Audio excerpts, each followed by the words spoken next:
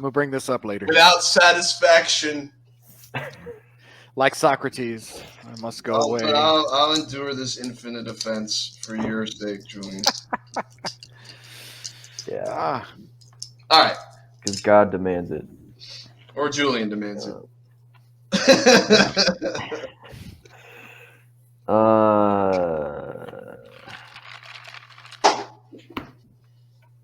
Dude, you said you've been having a crazy week.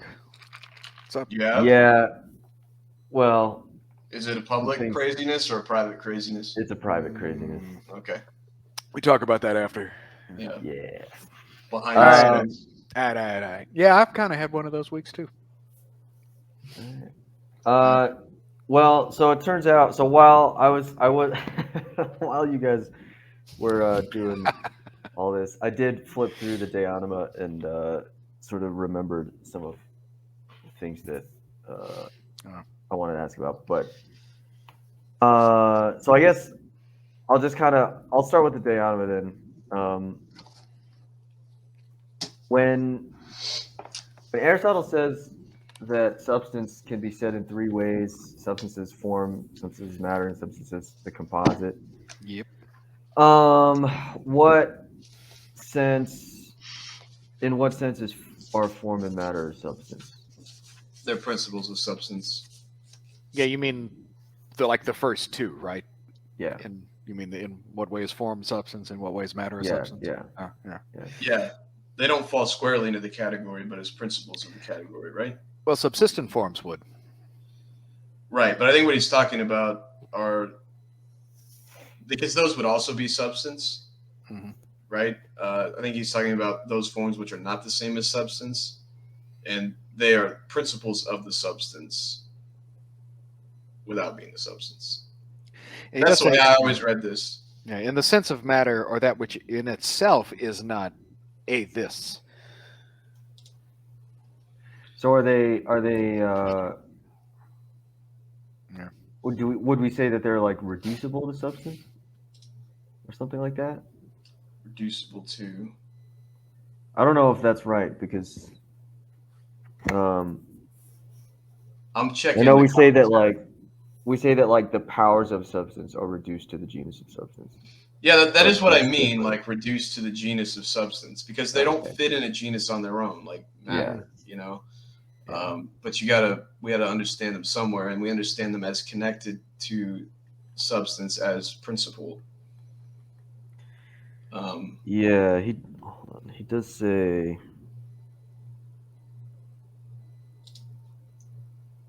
I think he does say later that. Well, no, never mind. Not in here anyway, but. This is at the beginning, right? Where is it? It's book 2, chapter 1. Chapter 1. Oh, it's book 2, chapter 1. Okay. Yeah. Here is, where is it? Thomas's commentary. Oh, thank you. I was trying to. Yeah, I guess I just want to. All right. So then just like,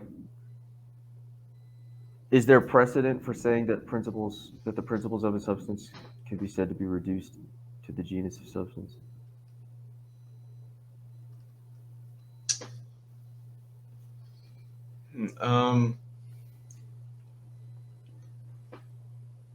Like, I don't know if I understand the question. Hold on.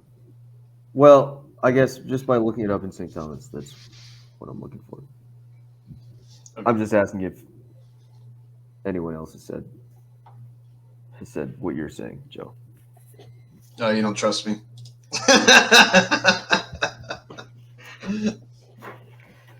I don't trust debtors.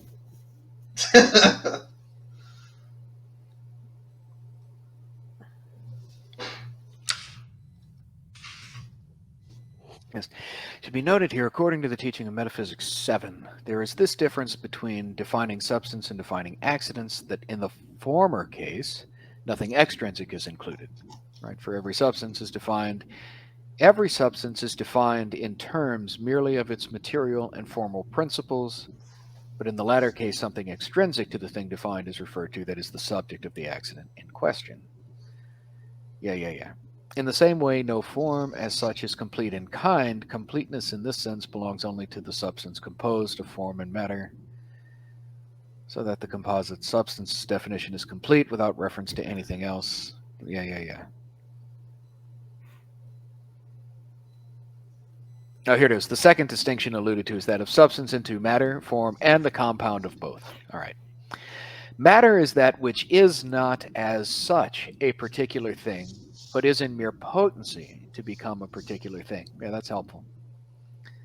Form is that by which a particular thing actually exists, and the compound is the particular thing itself, which is complete in being. Yeah, complete in being and in kind, and among material things, only the compound is such. For although immaterial substances are not compounds of matter and form, still they are particular things, being distinct of essence and existence. Not so the rational soul. For though it has the existence in itself which belongs to a particular thing, it is not a complete nature by itself, but is rather part of a specific nature. Hence it is not in all respects a particular thing.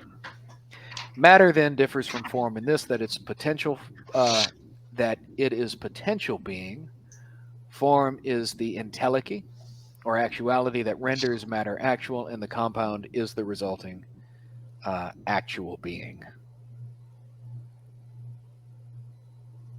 I don't know that he actually said anything new in there.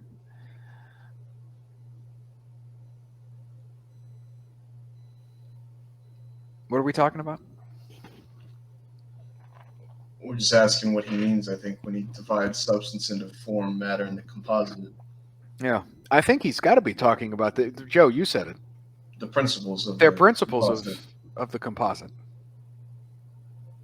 Like when he says there are three ways you can answer that question, what is this? And you can say, well, it's made out of that stuff. Or you could say it's that sort of thing. Or you could talk about the composite of, right, that individual composed of matter and form. Right. Like here, I don't know. I'm drinking what, a rum and sugar carbonated beverage, right? Or a Cuba Libre. That might be the composite, actually. Well, it's not a composite at all. The form would be awesomeness. But, He's not giving a clear answer, though. He's not even really addressing our question. It doesn't seem to be. Mm-mm. Like, I don't know what else it could be. Yeah. You want to talk about substance in the sense of form. Like, obviously, there are substantial forms. What category are you going to put them in? You can't put them in anything other than substance, but they're not substance. They are just the principle of substance. All right. I'm getting that from Hauser, so the center guys will eat it up. Okay. I'm prescinding from its truth value here. Yeah, they'll eat it up. One would hope. Right? That sounds right to me. I can't think of anything else it could be. Yeah. Okay. The next one was more of just a check me if I'm being an idiot kind of a thing, where I want to make sure that I'm understanding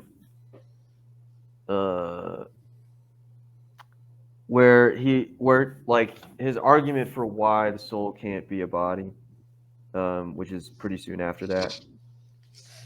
It would follow that every natural body having life is a substance, and the substance as compound or as composite. But since it is also a body... Sorry. Where are you reading from? This is still book 2, chapter 1, like literally, I don't know, like probably 10 lines below where I was just at. So I'm looking at like 412. This is 412A15. All right, cool. Yeah, got it. So it would follow that every natural body having life is a substance, and a substance as a composite. But since it is also a body of this sort, for it has life, the soul could not be a body. For the body is not among those things said of a subject, but rather is spoken of as a subject and as matter. It is necessary then that the soul is a substance as the form of a natural body which has life and potentiality. So the way I'm reading that is that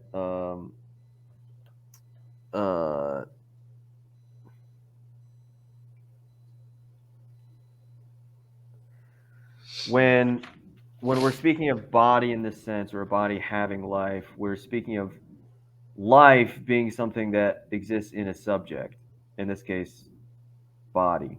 Mm-hmm. But body is not something that we can say is in a subject. And yet we just implied that life is something that is said to be in a subject. Therefore, therefore, the soul can't be a body. I don't know if that made any sense. So I always just read this as saying, and maybe this is what you're saying, soul cannot be body because bodies, some are animate and others are inanimate. So if you have, if body and soul are the same thing, it would all be animate bodies. But that's not the case. Rather, we have bodies which are inanimate, to which life comes to exist in them as in a subject or something. That's So the that's argument. the argument. Thomas Yeah, I mean, in the Zuma. right? Yeah, Thomas gives that in. Actually, right? Whatever it is, 75-1. Mm-hmm. So nobody. It's no one. But it's this line here that for body is not among those things said of a subject, right? That I'm trying to interpret correctly. So my translation is the body is the subject or matter, not what is attributed to it. Yeah. That's the line? Yeah. Right.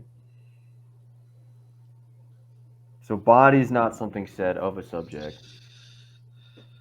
The soul has to be, though, because we just said that Well, the body. Sort of But yeah. Okay, so the body's not. Right. That the body is said to that be tree the over there subject. has life. Yeah. We don't ever say, hey, that thing that has life over there or that life over there has a body or something like that. Yeah, but the body is said to be the subject. Mm-hmm.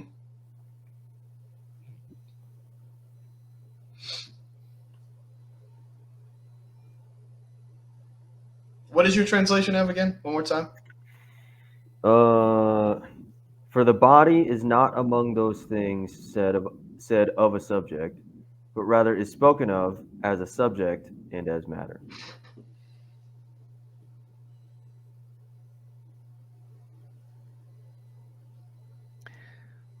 Yeah, Shields has that part interpolated that's not in the whoever translated the Basic Works edition. Let's see. Smith. Whoever J.A. Smith is. That guy. Yeah, this is because it is also a body of such and such a kind, namely having life. The body cannot be soul. The body is the subject or matter. And Shields has, since it's also a body of this sort, it has life. The soul could not be a body, for the body is not among those things said of a subject, but rather is spoken of as subject and as matter. So his point, right, is to identify body as the material cause of a living thing, right? Yeah. And he's got to be careful that I suppose you don't mistake soul somehow being the material cause to which a body comes to exist as in a subject, right? He wants to make body the genus here, to which some bodies soul is given, or soul comes to exist in them and determines them to be a living thing, rather than like form. Am I thinking this right? I mean, that is the point, right? He's trying to establish body is the matter, and not form, not soul, rather, not soul. Yeah, and specifically in the way that matter. It's a subject. Yeah. Matter is a subject. It's not said of a subject. Yeah. But right. Form is. Yeah, right. And we say that soul is something said of a subject. Right. Yeah, right. Because that body is alive. Okay. Right. That body has life. Yeah. Yeah. And I think that's what I was trying to get at with, because this is I also want to make sure, right, that this isn't wrong, because this is basically what I said to my students. Was that I don't know how I came up with this, but I said I like pointed to a tree outside, and I said, "This isn't." We say, "Look at that! Look at that natural body over there. It has life." We don't say, "Look at that life over there. It has body." Yeah. Right? I suppose if you And it were was, one of those new and age I was like, people, I have no idea if that makes any sense, but for some reason, after I said that, they were like, "Oh, yeah, Well, yeah. okay." well, you But could. yeah, think you about can dead point to- trees and stuff. You know. I was going. Well, you can point to this body, this extended thing, this table. This body does not have life. That body does. Yeah. That extended thing has life. And moreover, it can corrupt, or the life can corrupt, right? Whereas the body, in some sense, remains. So something existed in the subject, right? And then didn't exist in the subject after. But the subject, the matter, is still here. Yeah. That's what went in my head when you were talking about the tree. I was thinking about fallen trees. Yeah, right? Yeah. The in some sense, when you say that the body in some sense remains, is important. Yeah. That's it's not the body of a soul anymore. Yeah. It's in a different. It's not a living body. Right. Or it's not that kind of. Yeah. Anyway. All right. Sweet. I guess I can move on to the. Great, man. Make me feel good. Really pick me up before we. I do know. I feel like we're making progress. Well, I've got a few more, so like. Okay, so I'll go off half cocked here. Yeah, keep your flow here.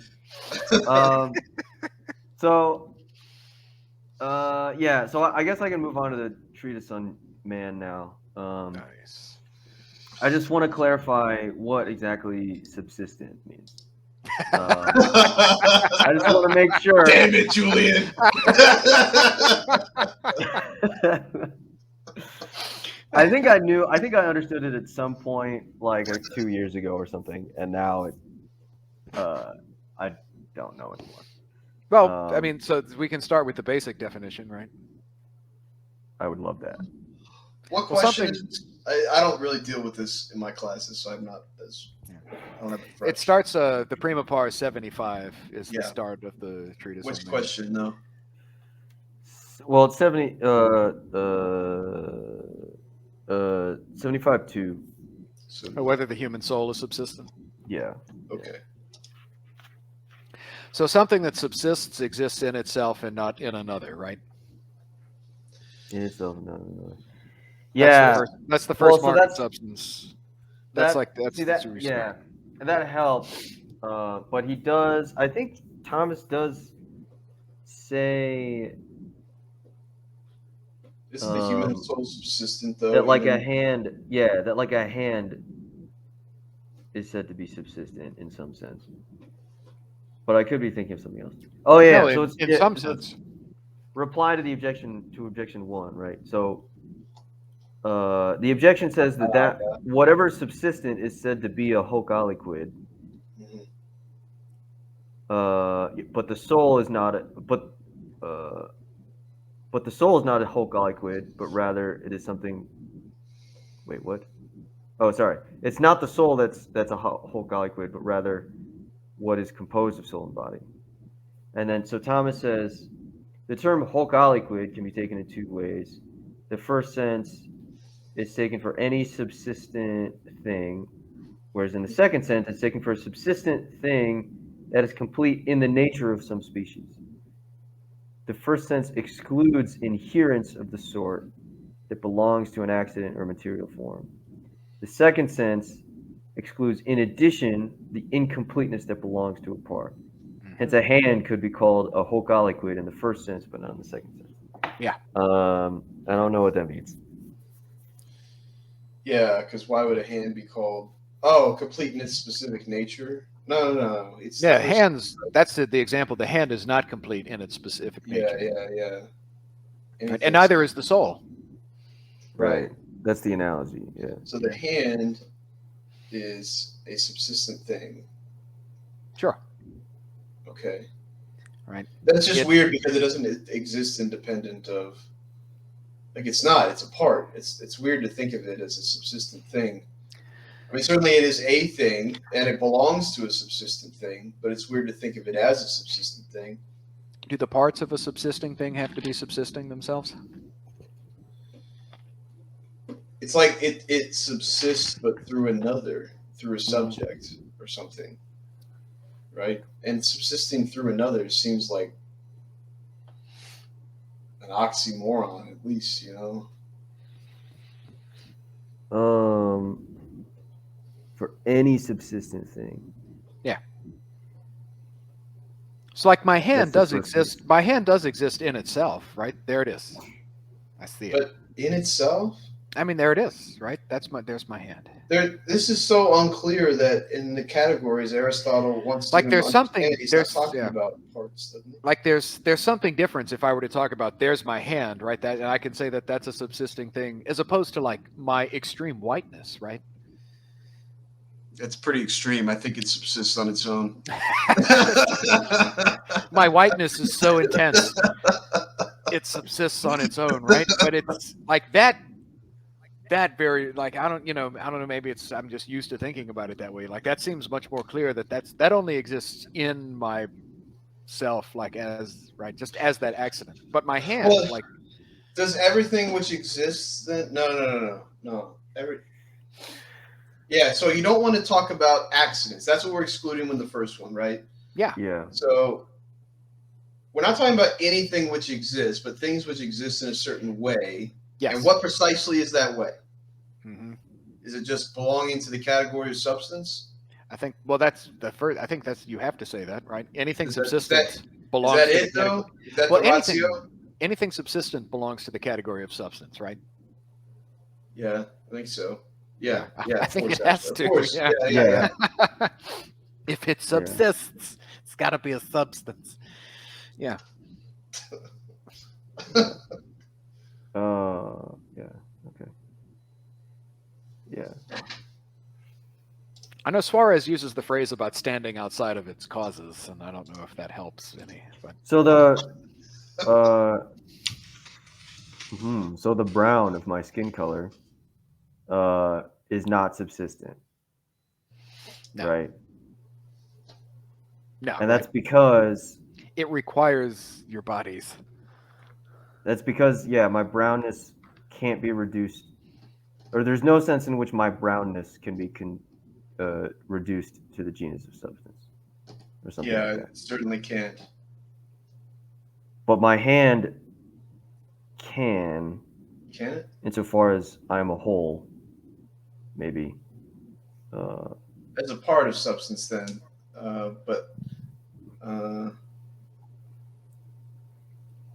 Well, right. It's. I mean, yeah. I don't know what the. Maybe again, it seems like, you know, I can talk about my hand here. Parts of substance are not accidents. So Yeah. No. Yeah. So in the way that my whiteness is not, my hand is this is something that exists on its own. It exists as a part of me too. yeah, right? yeah. I think this just has to be another way of reducing to the category of substance, because we're not going to put hand in that category, except insofar as it belongs to a body with a hand, right? Which would belong in that category. Yeah. Yeah. Right. But the soul, yeah, and the soul is that sort of thing. It's a part of a substance, right? That makes sense to me. Not complete in its own nature, because it needs this wonderfulness right here. Yeah. So it's a whole I didn't see colloquy. anything, though. What's that? Where's the wonderfulness? It's right here. Somewhere behind the guy it's in there.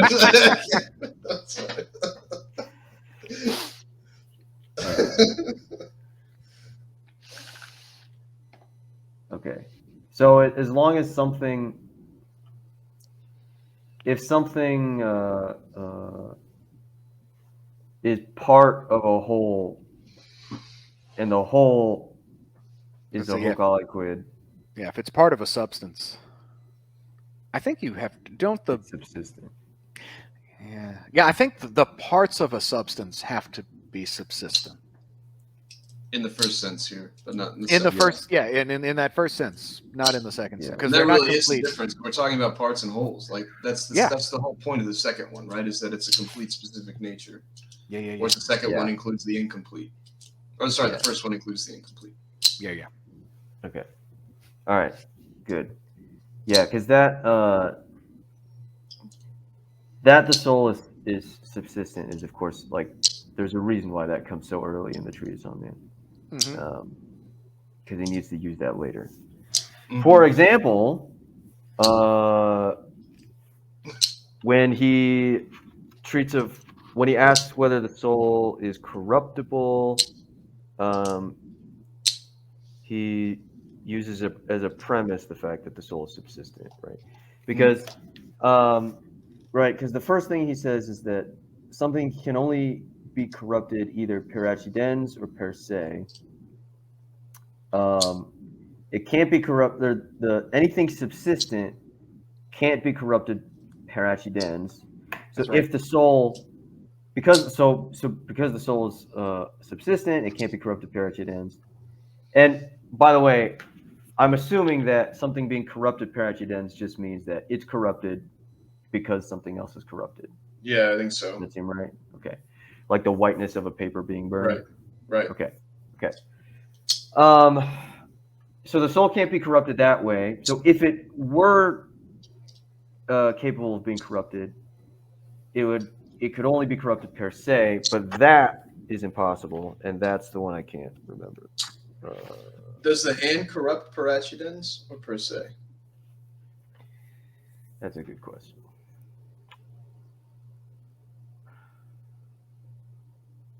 Phil's got an answer. I'm crunching away on my pretzels. And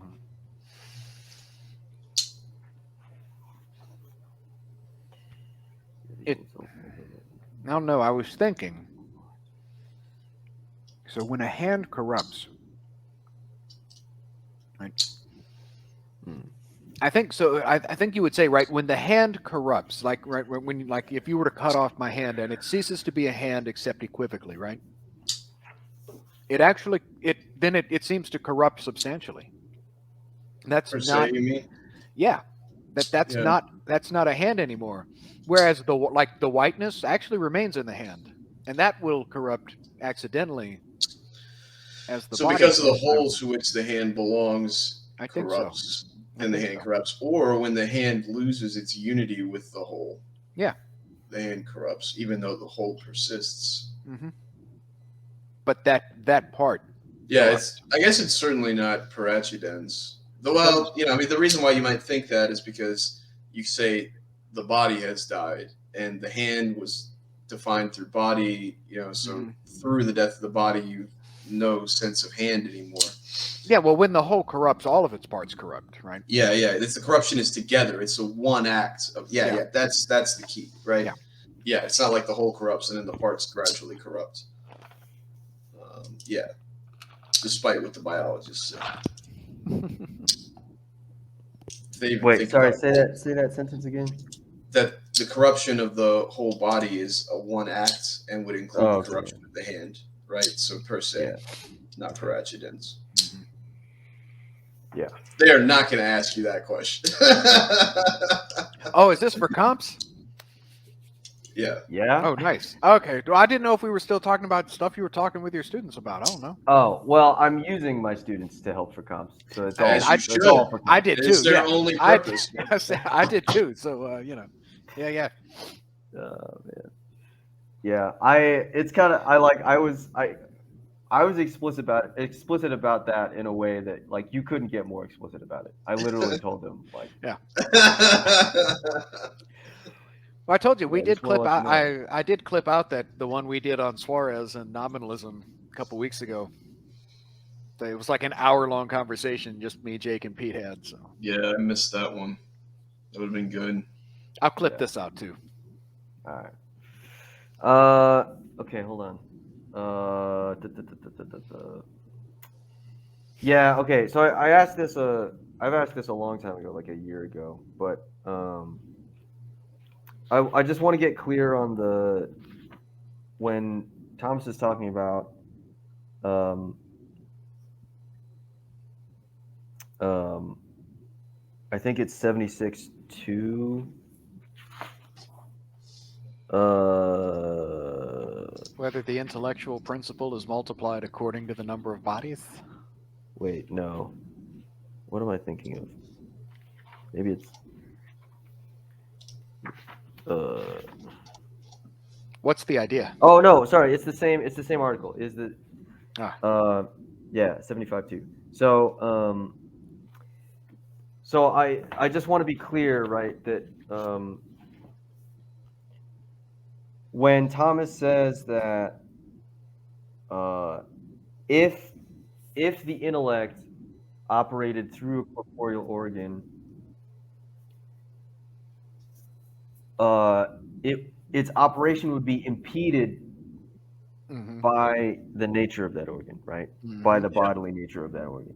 Yeah. And impeded here means in the sense that its operation would be sort of determined or restricted to one kind of thing, right?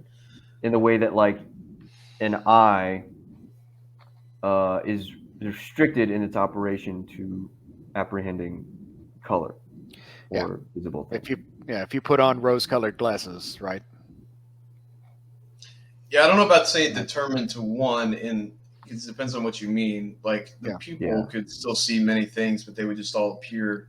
Yeah, it'd be limited in the way it can apprehend them. Yeah, I think like the example he gives, like when you're sick, so if, like and your tongue is messed up, or like you put. So these are just colored analogies. Like I think with intellect, if it had a form which was anything other than to be able to receive the form of others, then I don't know that it could receive another form without actually changing, right? If it was made of matter, to receive form means to become something really different in a material way. And well, I don't know. It would be that would be to corrupt and generate. That's true. That would be weird.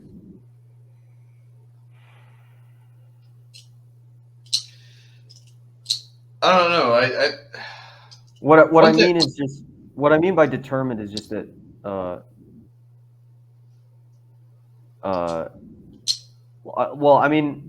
when you say many things, I mean there's only one thing that the eye can it can see many colors though. It can see, yeah, that's what I meant. Yeah.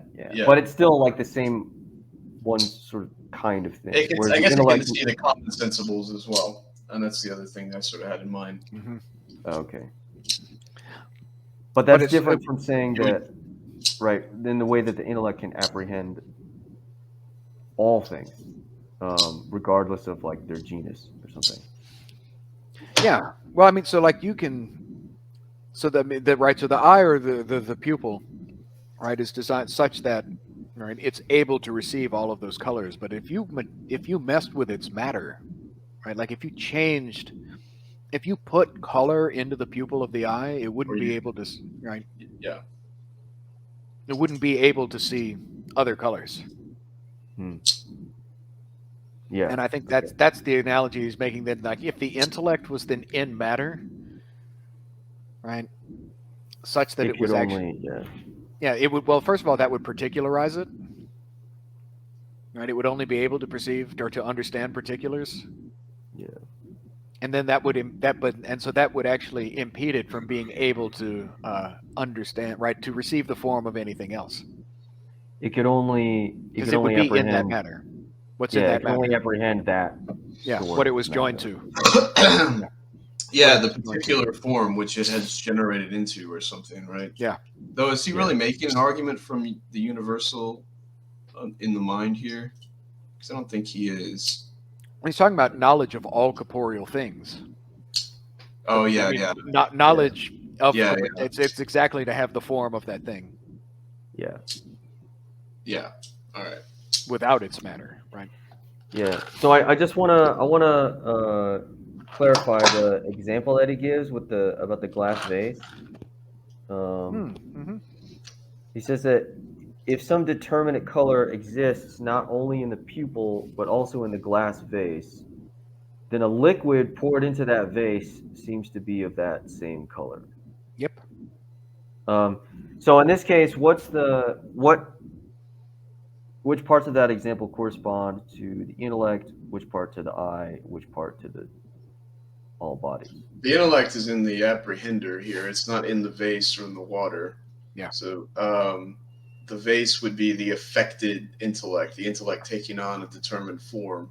The water would be the perceptible. Yeah. Okay. The water would be the perceptible. And so, like every liquid, like the intelligible species. Yeah. If the vase is it actually wouldn't be able to get to an intelligible species, is where the analogy is going. But yeah, the water would be the thing. Well, I guess it'd be the thing known, not the thing by which it's known.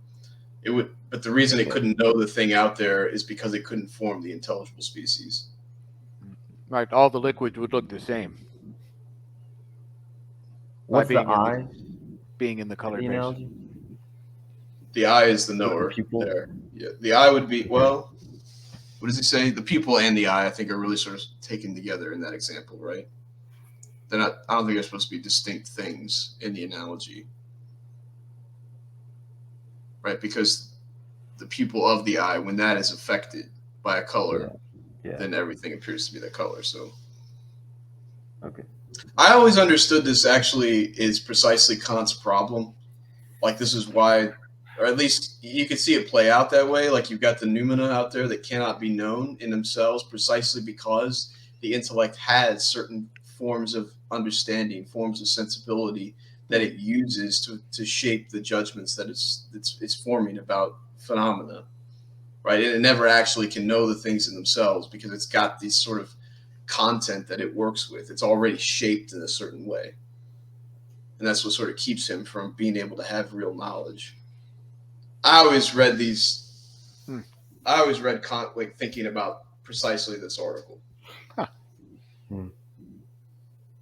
I don't know if that's helpful or not, but like to get beyond an analogy to a guy who I think is doing precisely what Thomas is advising against here, and just really just carries it through and says, we don't know anything.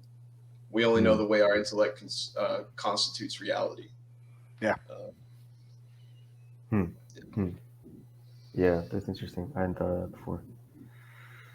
Okay. All right. Just a couple more things here. The interior senses. So the cogitative power, right, is what the estimative power looks like in man. Yeah. Right. Whereas all other animals just have the estimative power. Yep. But I don't understand the estimative power. Oh, okay. Because it's I don't not. understand the cogitative power. Maybe we can help. Well, same difference, right?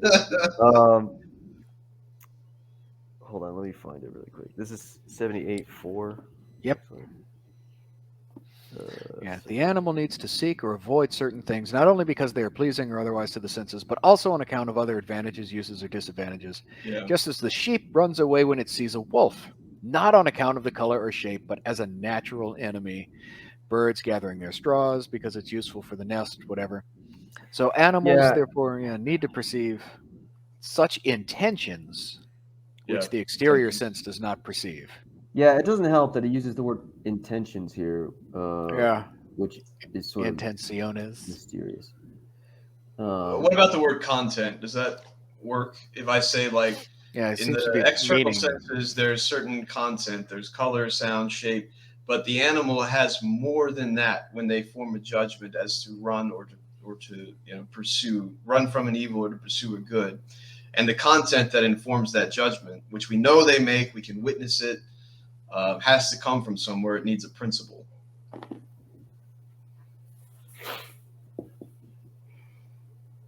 Yeah. I guess I definitely, I see that for sure. But what is I just don't see the nature of that principle. Because it seems to be that principle by which the animal and even human beings, but in the cogitative power, but by which the animal I would see. Yeah, go ahead. perceives beyond the sensible, right? So the color, the shape, the whatever. Or not necessarily beyond, but they perceive not only. Okay. Well, in addition to. Yeah, okay. Some, yeah, okay, like you said, content or meaning or whatever as being useful or harmful or whatever. It's something like their natural instinct. Yeah, and Thomas says as much later on, but this content or like intentions, are they not? Are they different? Like, are they not just forms of a certain kind? Like, and how are they? And how is this not any? How does this not involve abstraction? It can't be like color because I know it can't involve abstraction, but how does it not? So I think I don't know if this answers your question, but like it does not belong to every animal to run from a wolf. Like another member of the pack is going to run with the wolves. Right. So it's not like it's something out there in the wolf. Yeah. Right. It's a judgment that's being formed. That really the nature, like natural inclination, is driving this judgment, right? Or that the nature of the sheep sort of determines the kind of judgment it's going to make, given a certain sensible particular, right? Yeah, that's a good point. It's in the sheep.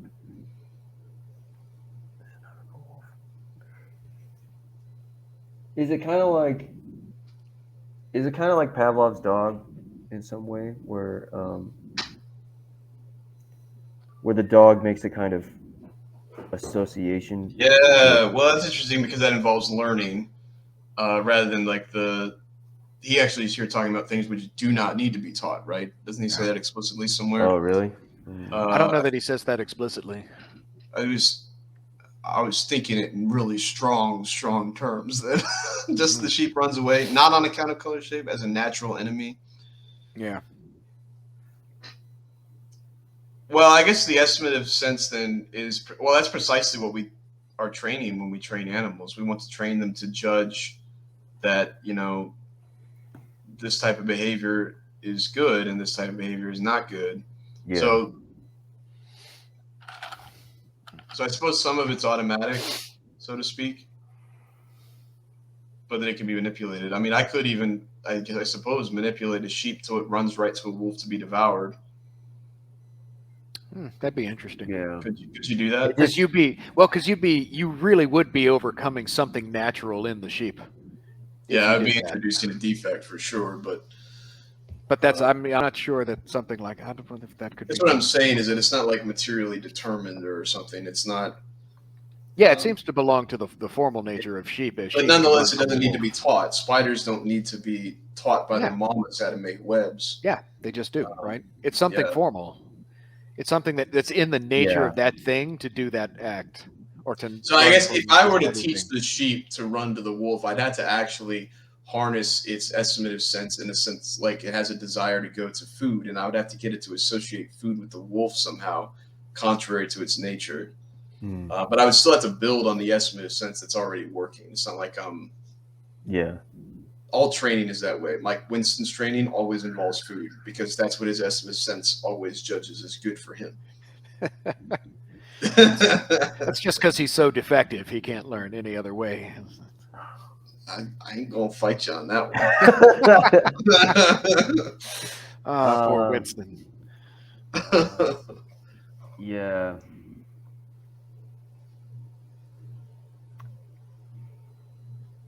Yeah, it just still seems kind of strange to me,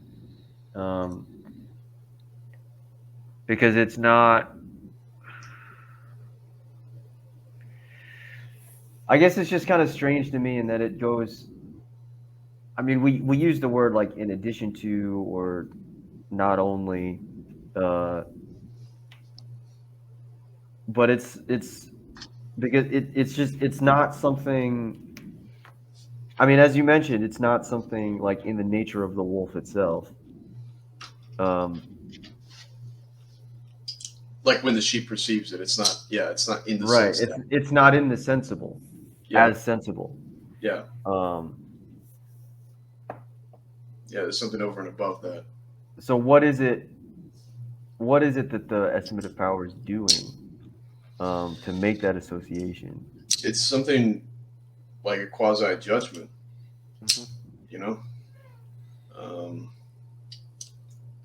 I mean, it's really easier. Like, I mean, the way we get this, we notice the act first. That's what's most known to us. We notice that sheep run from wolves and the spiders build webs. Yeah. And that they can't gather this from sense data. Yeah. Right? And that it's always some particular too, right? Sheep don't run from every animal. Right. Yeah, they run from wolves and their kin. Yeah. They might not even run from the same wolf, right? If I don't know, like if you had a pet wolf or something like that, right? Like you could. It'd be a good test to bring Winston to the sheep and see if they run away. see if he's so far removed from wolves. The sheep are like, "Who's this guy? It's cool."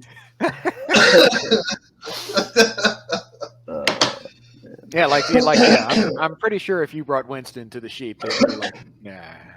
Yeah, I know. This doesn't resemble a wolf at all. Probably say. Yeah.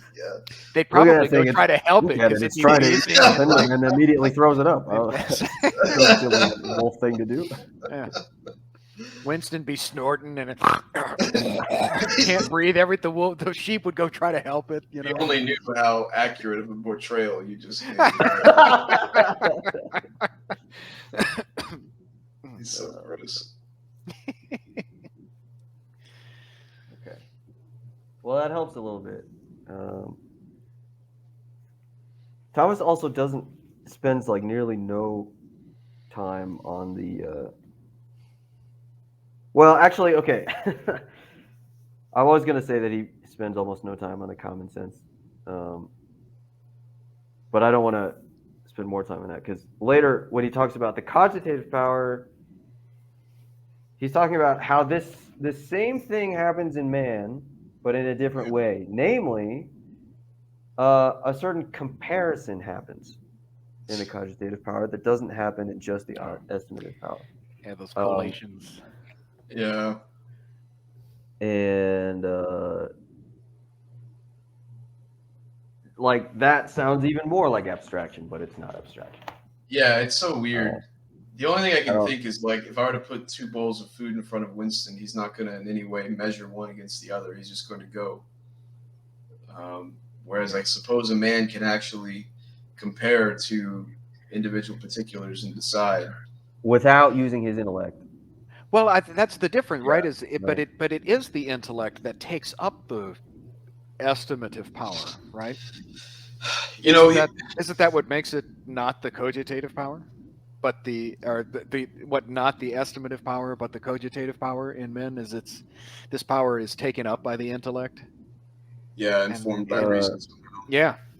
Somehow, yeah, but the cogitative power is still distinct from the intellect. It's precisely, I think, in considering multiple things together, right? And probably in relation to an end. Yeah. It's the part where, if I see this it's the part of me, my natural judgment, when I see this like snarling, snorting dude at the gym coming at me and I know I'm in trouble. But then I see snarling, snorting Winston come at me and I'm like, yeah, right? Like it's this judgment whereby I recognize that I'm in danger or not in danger. Or could it be like, or even helpful? Like when C.S. Lewis gives the example in Mere Christianity of like the fighting inclinations, where you got somebody who's drowning and you've got one inclination to save him and one not to because of the risk, right? That would belong to your cogitative power to arbitrate that, right? Or would it not? That would be deliberation, wouldn't it? Well, I guess I'm trying to figure out the difference between deliberation. The genus of the power, whether it's the estimative or the cogitative power, is whereby you recognize some meaning or intention or content, whatever, in addition to just what's the common sensibles. So it's not part of deliberation or anything. It's whereby you do recognize something that's either good, bad, helpful, harmful, whatever. So, but it's like it's not just in itself, though, right? It's in comparison with other particulars. Isn't that what the text means when it's talking about like the correlation of ideas or something? I think, yeah, I think I think it has to, yeah. So it's not just my fight or flight response in response to. Is it? Yeah, that maybe I recognize that this instance of the tool is more useful to the task than that instance of the tool. Maybe. Or, This is the mysterious one. I understand the estimative power. I'm more in touch with my animal side. I can say that it's the same power. Yeah. Maybe I don't have a cogitative power.